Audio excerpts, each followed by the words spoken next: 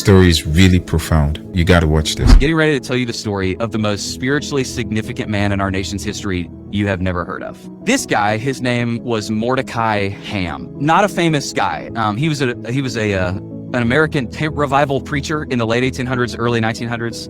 In 1934, he was preaching a tent revival in Charlotte, North Carolina. And two 14-year-old boys saw the tent and they saw the commotion of people, and they heard this bold, love of the Father preaching. They just happened to be walking by and they're like, huh. But as they walk up, they see there are no seats available. But as they walk away, an usher whose name no one knows to this day, an usher ran after these two 14-year-old boys and grabbed one of them and he said, hey, we can find 2 seats for you boys together. And he walked them back, asked a couple people to scoot over, and found those two 14-year-old boys seats.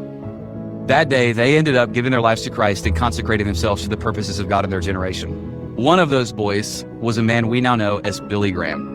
Billy Graham ended up preaching the gospel to more people than anyone else has ever preached to in the history of the world. Tens of millions of people were caught up into the kingdom of God under the preaching of Billy Graham. The other boy's name was Grady Wilson, and he was the man that ended up helping Billy Graham organize all of his evangelistic crusades. He changed the world. Not Billy Graham, not Grady Wilson, not Mordecai Ham, the usher.